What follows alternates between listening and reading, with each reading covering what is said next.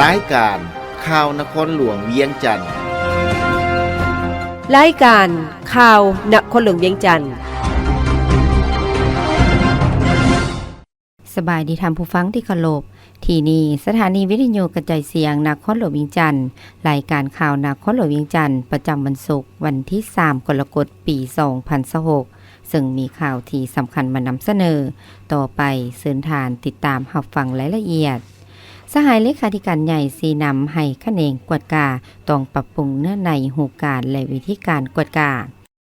กองประชุมวิทยาการกวดกาทั่วประเทศครั้งที่5ปิดลงในวันที่2กรกฎาคม2026เป็นเกียรติเข้าร่วมของสหายทองล้นศรีสุดิษฐ์เลขาธิการใหญ่ประธานประเทศมีบรรดาสหายกรมการเมืองส่วนกลางภาคคณะเลขาธิการส่วนกลางภาคบรรดาสหายผู้แทนกองประชุมและแขกถูกเชิญในกองประชุมสหายทองล้นศรีสุดิษฐ์ได้อบรมต่อกองประชุมดังกล่าวโดยเน้นบางตอนสำคัญว่าเพื่อเฮ็ดให้การกวดกามีประสิทธิภาพและมีความศักดิ์สิทธิ์องค์การที่รับผิดชอบเวียกงานนี้ต้องปรับปรุงเนื้อในรูปการและวิธีการกวดกาให้มีประสิทธิผลสูงขึ้นกว่าเก่า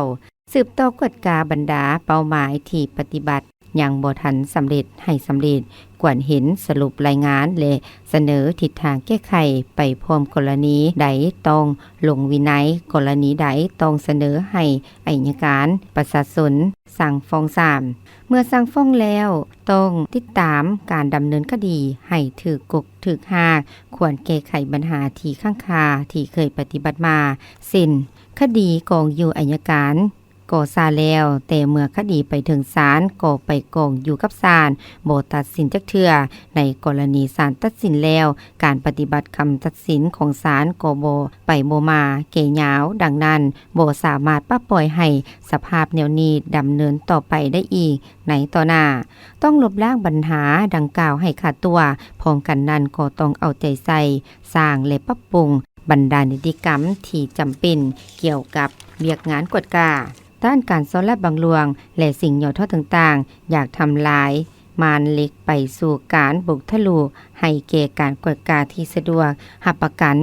ได้ประสิทธิภาพของเวียกงานกวดกาเสนอให้ปรับปรุงคืนกงจักการจัดตั้งที่เฮ็ดเวียกงานกวดกาป้องกันภายในอยู่บรรดาการจัดตั้งสำนักงานองค์การของภาครัฐแนวแล้วสั่งศาสตร์องค์การจัดตั้งมหาชนทุกคันให้ฮู้เคลื่อนไหวเวียกงานป้องกันบ่ให้เกิดมีการละเมิดระเบียบกฎหมายเกิดขึ้นพนักงานกวดกาต้องเป็นกำปั้นเหล็กที่แข็งแกร่งต้องเป็นมือที่สะอาดมืออาชีพมีแต่มือสะอาดเท่านั้นจึงไปเฮ็ดอนามัยทำความสะอาดให้ผู้อื่นได้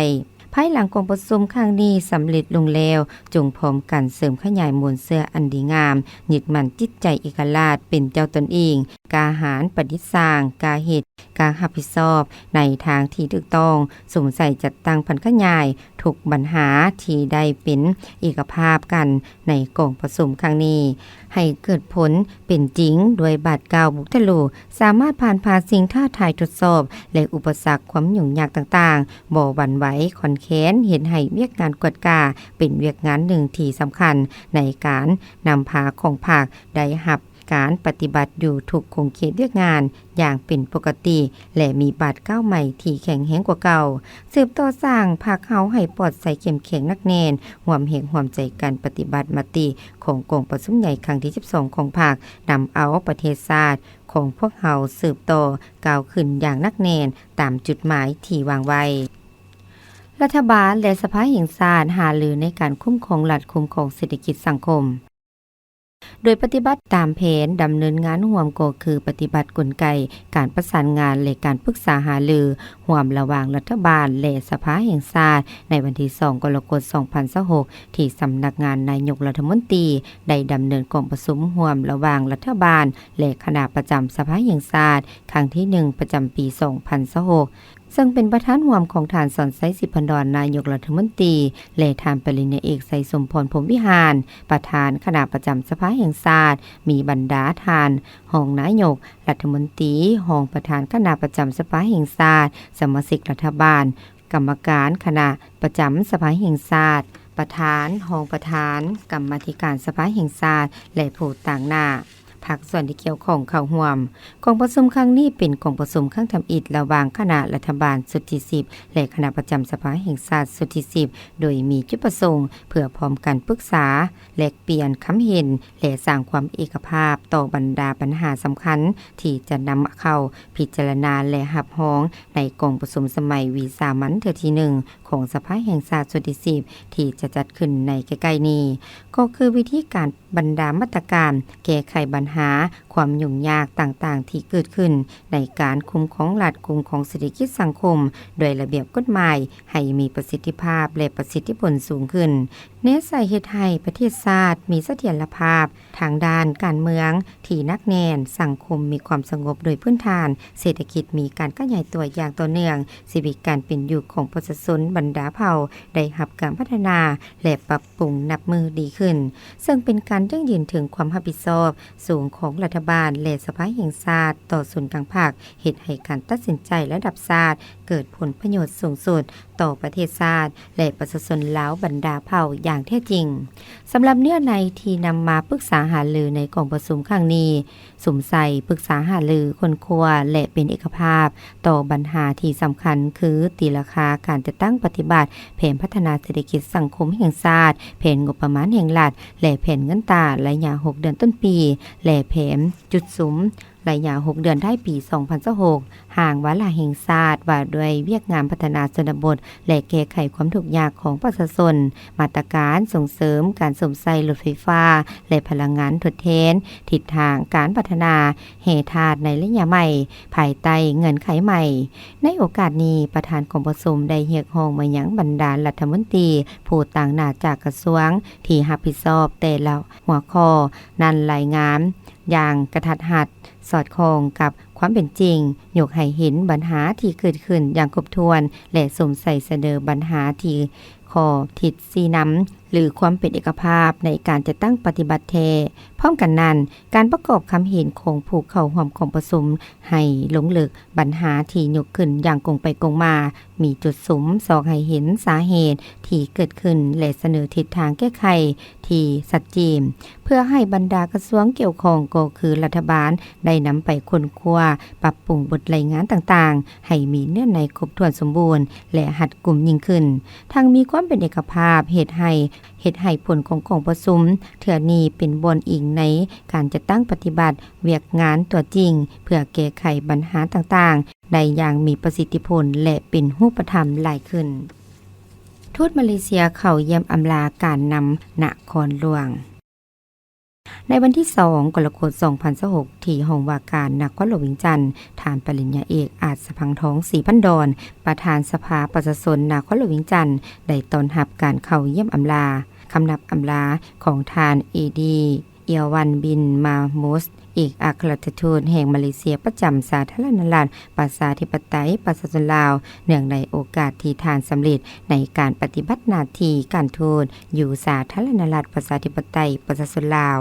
ในโอกาสนี้ทานปริญญาเอกอาจสะพังทองศรีพันดอนได้แสดงความต้อนรับและสมเสยต่อทานเอดีเอียวันบินมามุสที่ได้มาปฏิบัติหน้าที่การทูตจนสำเร็จซึ่งเป็นการประกอบส่วนเพื่อพูนคุ้นสร้างสายผัวพันมิตรภาพที่มีมาแต่ดุนนานแล้วนั้นให้นับมือดีขึ้นรัฐบาลลาวก็คือประชาชนลาวตีราคาสูงต่อการปฏิบัติหน้าที่ของทานทูตในระยะผ่านมาทานแมนนักการทูตผู้ที่มีความเห่าหันในการสืบต่อเสริมสร้างสายผัวพันมิตรภาพในการห่วมมือที่เป็นมูลเสื้อมาแต่ดุนนานระหว่าง2ประเทศลาวมาเลเซียลาวก็คือประชาชน2ชาติลาวมาเลเซียยามใดก็ให้การสู้สวยเรือรัฐบาลลาวก็คือนครหลวงเวียงจันทน์เสมอมาพร้อมเดียวกันในทานปริญญาเอกอาจสะพังทองศรีพันดอนอย่างได้อวยพรใส่ให้ทานทูตและคณะจงกลับคืนประเทศด้วยความสวัสดิภาพและได้รับผลสำเร็จกับหน้าที่ใหม่ของตนพร้อมนี้ทานเอดีเอวันบินมามุสได้แสดงความขอบใจต่อทานปริญญาเอกอาจสะพังทองศรีพันดอนที่ได้ให้การต้อนรับในครั้งนี้พร้อมทั้งได้แสดงความขอบใจต่อการให้ความร่วมมือและช่วยเหลือในการปฏิบัติหน้าที่การเป็นทูตจนได้รับผลสำเร็จอย่างจบงามในครั้งนี้มอบสารอวยพรวันสั่งตังพรรคคอมมิวนิสต์จีน ในวันที่1กรกฎาคม2026ที่สถานทูตจีนประจำลาวท่านบุญเหลือพันดานวงศ์กรรมการศูนย์กลางภาคหัวหน้าคณะพัวพันต่างประเทศศูนย์กลางภาคประชาชนปฏิบัติลาวได้นำพาคณะเข้าร่วมสมเสยและมอบสารอวยพรจากคณะบริหารงานศูนย์กลางภาคประชาชนปฏิบัติลาวถึงคณะกรรมการศูนย์กลางภาคคอมมิวนิสต์จีนผ่านเอกอัครราชทูตจีนประจำลาวในโอกาสวันสร้างตั้งพรรคคอมมิวนิสต์จีนครบรอบ105 ปีคือวันที่1เดือนกรกฎาคม1921วันที่1เดือนกรกฎาคมปี2026โดยได้รับการต้อนรับจากทานนางฝังหงเอกอัครราชทูตจีนประจำลาวพร้อมด้วยคณะ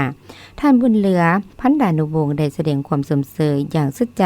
ต่อพรรคคอมมิวนิสต์จีนที่ได้นำพาประชาชนจีนบรรลุผลสำเร็จอันมหัศจรรย์อย่างหอบด้านที่ประจักษ์ตาต่อชาวโลกตลอด105 ปีผ่านมาโดยเฉพาะนับแต่กองประชุมใหญ่ผู้แทนทั่วประเทศครั้งที่18ของพรรคคอมมิวนิสต์จีนเป็นต้นมาพร้อมนั้นได้แสดงความเชื่อมั่นอย่างนักแน่นว่าภายใต้การนำพาอันเข้มแข็งของคณะกรรมการศูนย์กลางพรรคคอมมิวนิสต์จีนที่มีสหายสีจิ้นผิงเป็นแกนนำประชาชนจีนจะสามารถสร้างประเทศสังคมนิยมทันสมัยให้สำเร็จตามเวลาอย่างแน่นอน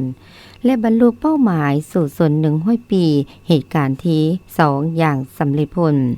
ในนี่ท่านนางฟังหงได้แสดงความขอบใจต่อท่านบุญเหลือพันดานุวงศ์ที่ได้ให้เกียรติมามอบสารอวยพรและตีราคาสูงกันเยี่ยมยามทางรัฐกิจของสหายทองล้นศรีสุริเลขาธิการใหญ่ประธานประเทศในต้นเดือนมิถุนายน2026โดยเฉพาะการออกแถลงการร่วมในการจัดตั้งปฏิบัติแผนแม่บทว่าโดยการสร้างคู่ห่วมชะตากรรมแล้วจีนที่เข้มแข็งเหนียวแน่นในทุกสภาพการของยุคใหม่ที่เป็นการยกระดับการร่วมมือ2ฝ่ายพร้อมทั้งแสดงความขอบใจต่อคณะพัวพันต่างประเทศส่วนกลางภาคประชาชนปฏิบัติลาวที่ได้มีการประสานสมทบและร่วมไม้ร่วมมือเป็นอย่างดีกับสถานทูตจีนในการเยี่ยมยามดังกล่าว2ฝ่ายยินดีสืบต่อประสานสมทบอย่างแน่นแฟ้นในการจัดตั้งพันขยายหมากผลของการเยี่ยมยามดังกล่าวให้ปรากฏผลเป็นรูปธรรมรัฐบาลลาวประดับเหรียญไซมิตรภาพให้ทูตสาธารณรัฐประชาชนเกาหลีในวันที่30มิถุนายน2026ที่กระทรวงการต่างประเทศท่านทองสวรรค์พรหมวิหารรองนายกรัฐมนตรีกระทรวงการต่างประเทศตอนรับการเข้าเยี่ยมอำลาของท่านจองยงชูเอกอัครราชทูตสาธารณรัฐประชาชนเกาหลีในโอกาสที่ท่านสำเร็จการปฏิบัติหน้าที่การทูตอยู่ลาวพร้อมทางต่างหน้าให้รัฐบาลลาวประดับเหรียญไซมิตรภาพให้ท่านทูตพร้อมเป็นการสมเสยและสรรเสริญต่อผลงานในการประกอบส่วนของท่านทูตเข้าในการเสริมขยายสายพัวพันมิตรภาพและการร่วมมืออันดีงามระหว่างลาวและสาธารณรัฐประชาชนเกาหลีตลอดระยะการปฏิบัติหน้าที่การทูตอยู่ลาวในโอกาสนี้ท่านรองนายกรัฐมนตรีได้แสดงความสมเสยและตีราคาสูงต่อผลงานของท่านทูตตลอดระยะการปฏิบัติหน้าที่การทูตอยู่ลาวนับแต่ได้ยืนสารตาตั้งในวันที่24 พฤศจิกายน 2022เป็นต้นมาซึ่งได้ประกอบส่วนเข้าในการสุขอยู่ส่งเสริมสายพัวพันมิตรภาพและการร่วมมืออันดีงามระหว่างลาวและเกาหลีให้มีการขยายตัวอย่างเป็นรูปธรรมในหลายด้านบ่ว่าจะเป็นขอบการร่วมมือที่มีอยู่แล้วก็ได้รับการสืบต่อเสริมขยายอย่างกว้างขวางและขอบการร่วมมือใหม่ก็ได้รับการพัฒนาดีขึ้นเป็นก้าวๆเป็นต้นการพัวพันร่วมมือทางด้านการเมืองการป้องกันศาสตร์ป้องกันความสงบการค้าการลงทุนการศึกษากีฬาวัฒนธรรมสังคมและอื่นๆประกอบส่วนสุขอยู่ให้มีการแลกเปลี่ยนเยี่ยมยามซึ่งกันและกันของคณะผู้แทนขั้นสูงอย่างเป็นปกติพิเศษการเดินทางเยี่ยมยามเฮ็ดเวียกอยู่ลาวของทาน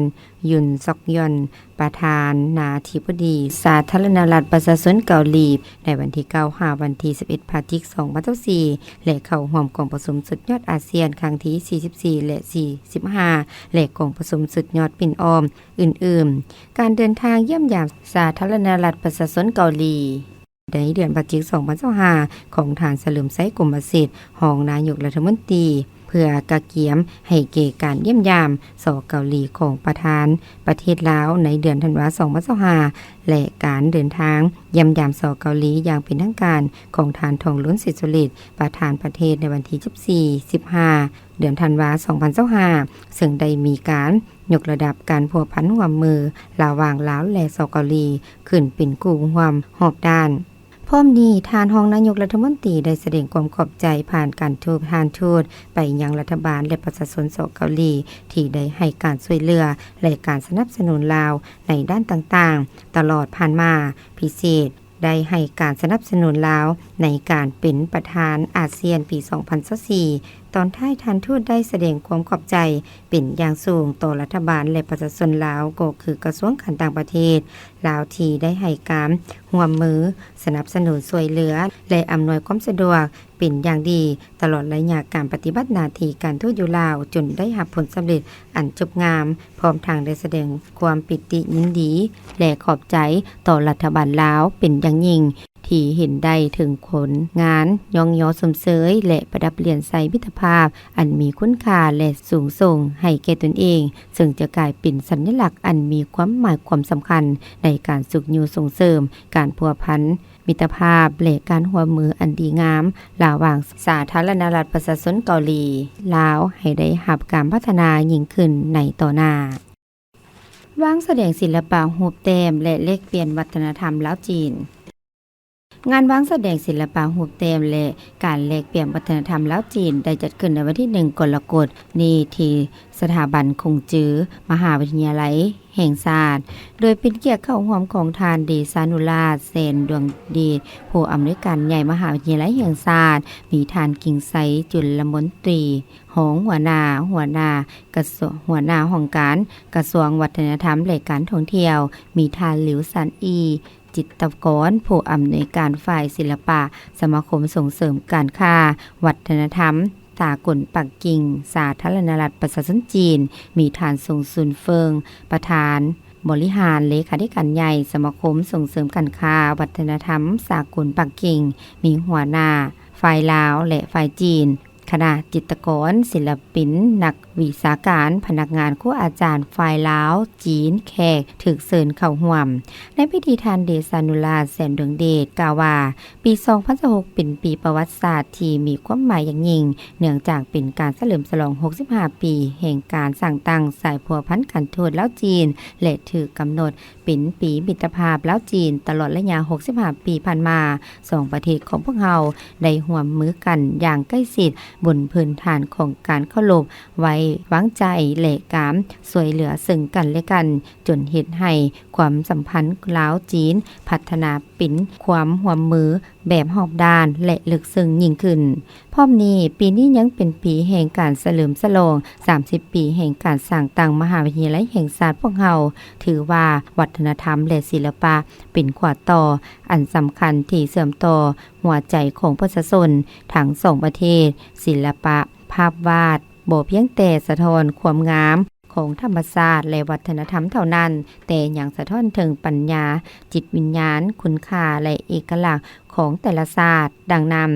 งานในมื้อนี้จึงบ่แม่นเพียงแต่การนำเสนอผลงานทางศิลปะเท่านั้นแต่เป็นการสืบสานความเป็นมิตรการเรียนรู้ซึ่งกันและกันและการเสริมสร้างความเข้าใจระหว่างประชาชนสองชาติลาวจีนท่านทรงซุนเฟิงกล่าวว่าการจัดงานในครั้งนี้เพื่อหวังว่าจะนำใส่หมึกผู้กันเป็นสื่อกลางและนำใส่ศิลปะภาพวาดเป็นกว่าต่อเพื่อนำศิลปะจิตรกรรมและอักษรผู้กันเข้าสู่สถานศึกษาเข้าใกล้เซ้านมและให้ความงามแห่งสุนทรียภาพจีนได้ซึมซับเข้าในมิตรภาพลาวจีนผู้สร้างสรรค์ผลงานที่นำมาวางแสดงในมือนี้คือทานหลิวซันยูซึ่งเป็นนักศิลปะจีนผู้มีความสามารถรอบด้านทางด้านกวีอักษรผู้กันและจิตรกรรมและได้รับการยกย่องว่าเป็นอัจฉริยะ ผลงานศิลปะที่นำมาวางแสดงอยู่ลาวในครั้งนี้มีทางภาพภูผาสายน้ำท่ามกลางสายฝนหมอกภาพบึงบัวอันสงบงามและผลงานอักษรผูกกันจิตรกรรมที่สื่อถึงสันติภาพมิตรภาพและความห่วมใจแห่งภูผาแม่น้ำหมึกเข้มและหมึกอ่อนได้วาดภาพภูผาแม่น้ำอันกว้างใหญ่สินผูกกันแนวตั้งและแนวนอนได้ถ่ายทอดความผูกพันอันลึกซึ้งระหว่างเพื่อนบ้านผลงานแต่ละพื้นล้วนบรรจุไว้ด้วยความปรารถนาอันดีงามของทานหลิวสันยูต่อมิตรภาพอันสืบทอดจากหุ่นสู่หุ่นของประชาชนลาวและจีนและบรรจุไว้ด้วยน้ำใจอันจริงใจของนักศิลปะจีนต่อผืนแผ่นดินลาวที่เต็มไปด้วยชีวิตชีวาแห่งนี้ในโอกาสนี้ท่านกิ่งไซจุลมนตรีกล่าวว่าการจัดงานในครั้งนี้เป็นการสะท้อนให้เห็นความสัมพันธ์อันแน่นแฟนของสองประเทศและเป็นเวทีอันสำคัญในการเปิดโอกาสให้ศิลปินนักวิชาการครูอาจารย์นักศึกษาและผู้หักศิลปะของทั้งสองประเทศได้มีโอกาสพบปะแลกเปลี่ยนบทเรียนประสบการณ์และสร้างสายพัวพันทางด้านวิชาการและวัฒนธรรมให้แน่นแฟนยิ่งขึ้น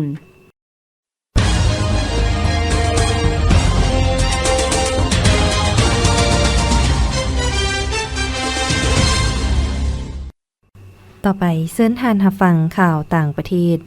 ญี่ปุ่นเพิ่มภาษีขาออก3เท่าเพื่อแก้ไขปัญหานักท่องเที่ยวหลายเกินไปสื่อมวลชนท้องถิ่นของญี่ปุ่นรายงานว่ารัฐบาลญี่ปุ่นได้เพิ่มภาษีขาออกหรือภาษีนักท่องเที่ยวระหว่างประเทศจาก 1,000 เยนเป็น 3,000 เยนมีผลบังคับใช้ในวันที่1กรกฎาคมที่ผ่านมาบทรายงานระบุว่านักท่องเที่ยวทุกคนที่เดินทางออกจากประเทศญี่ปุ่นรวมทั้งพลเมืองญี่ปุ่นต้องจ่ายภาษีดังกล่าวซึ่งจะถูกเพิ่มเข้าในปียนต์ปีเหือหรือปีโดยสารอื่นๆที่ซื้อตั้งแต่วันที่1กรกฎาคม2026โดยรัฐบาลญี่ปุ่นวางแผนจะนำใช้รายรับเพิ่มขึ้นเพื่อแก้ไขปัญหานักท่องเที่ยวหลายเกินไปทั่วประเทศญี่ปุ่นองค์การท่องเที่ยวญี่ปุ่นรายงานว่ารายรับจากภาษีขาออกในงบประมาณปี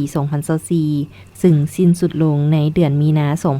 2025ได้บรรลุระดับสูงสุดแบบบ่เคยมีมาก่อนที่ประมาณ 52.5 ตื้อเยนและคาดว่าตัวเลขดังกล่าวจะบรรลุประมาณ130ตื้อเยนในปีงบประมาณ2026องค์การอวกาศสากลชี้ให้เห็นว่าขึ้นความร้อนกำลังรุนแรงขึ้นทุกๆปีทานลูเนอร์โฟเบิร์กลาเกนหัวหน้าฝ่ายปฏิบัติงานด้านสภาพอากาศความยืนยงและวิทยาศาสตร์ขององค์การอวกาศยุโรปได้ให้สัมภาษณ์กับนักข่าวสินหัวเมื่อบ่ดนมานี้ให้ฮู้ว่าขึ้นความร้อนที่รุนแรงขึ้นกำลังเกิดขึ้นอย่างต่อเนื่องทุกๆปีบ่สามารถเป็นเพียงแต่ปรากฏการณ์สภาพอากาศเฉพาะในท้องถิ่นต่อไปอีกโดยนักสร้างแบบจำลองและผู้เชี่ยวชาญด้านสภาพอากาศเห็นว่าโลกกำลังเผชิญกับอุณหภูมิเฉลี่ยที่สูงขึ้นอย่างต่อเนื่องทวีปยุโรปได้ประสบกับขึ้นความร้อนที่ทำลายสถิติเฮ็ดให้มีผู้เสียชีวิตไฟฟ้าดับและสร้างความกดดันต่อกับระบบการเบิ่งแยงสุขภาพรวมทั้งสถานที่สำคัญบางแห่งต้องปิดหรือหลุดชั่วโมงเฮ็ดเวียกท่านโฟเบิร์กราเกนกล่าวว่าภาวะโลกร้อนยังปรากฏในสภาพอากาศที่รุนแรงอื่นๆเช่นฝนตกหนักลมแรงพายุไต้ฝุ่นและพายุเฮอริเคนที่กำลังเกิดขึ้นเรื่อยๆและรุนแรงหลายขึ้นข่าวพยากรณ์อากาศประจำวันที่3กรกฎาคม2026ห้องความกดดันต่ำหรือห้องฝนยังสืบต่อพาดผ่านภาคเหนือหาภาคกลางของประเทศลาวสมทบกับลมมรสุมตะวันตกเฉียงใต้พัดปกคลุมเป็นส่วนใหญ่และพายุหมุนเขตร้อนไหมซักหัวที่10ประจำปี2026ปัจจุบันเคลื่อนที่อยู่เขตทะเลจีนใต้ตอนกลางกำลังเคลื่อนที่ไปทางทิศตะวันตกเฉียงใต้และคาดว่า จะเคลื่อนที่ฮอดบริเวณเกาะไหหนานสาธารณรัฐประชาชนจีน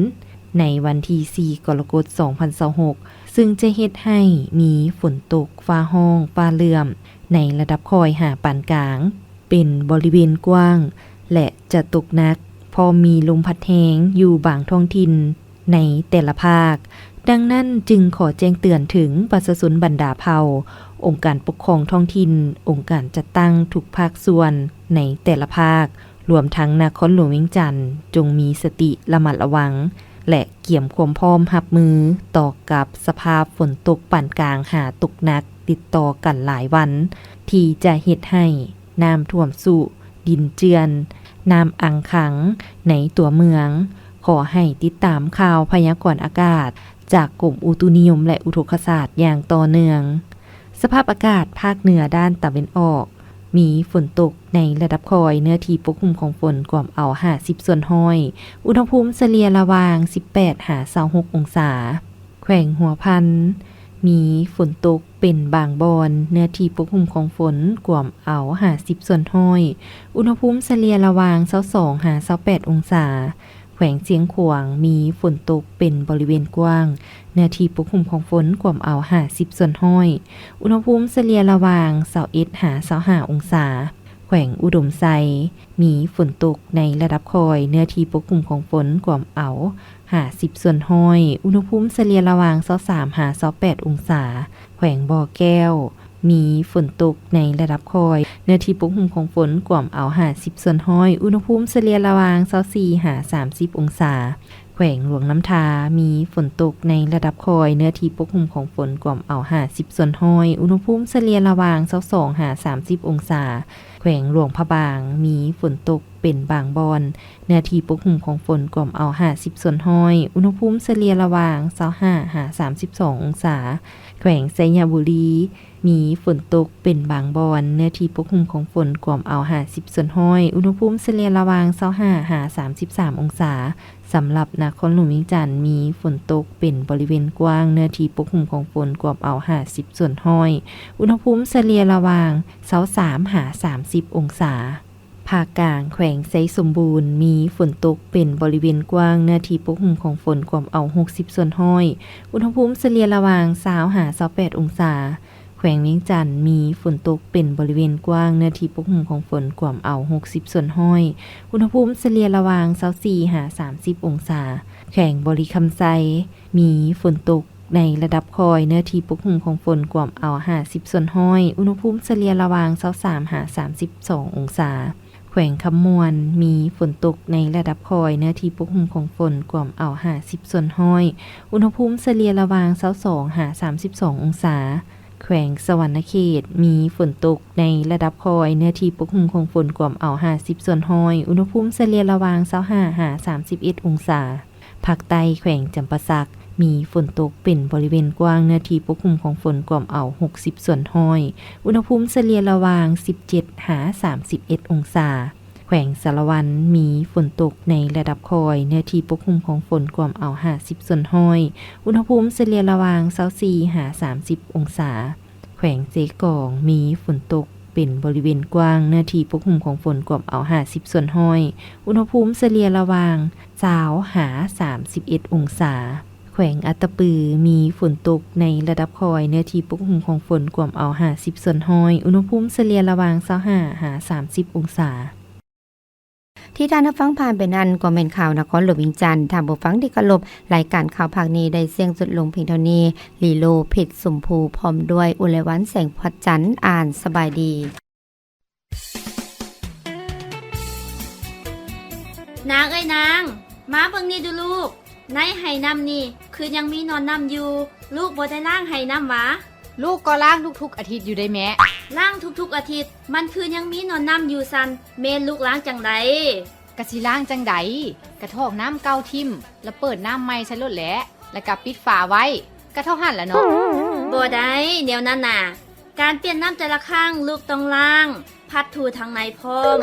เอากับพร้าวใยหมักบวบหรือผ้าขาดที่เมเฮ็ดไว้หั่นนามาถูด้านในของไหเพื่อบ่ให้มีไข่ยุงลายติดอยู่ด้านในของไหได้โอ้ล้างคักปานนั้นพุ่นว่ะ คันสั้นลูกสิล้างใหม่ดอก แม่นแล้ว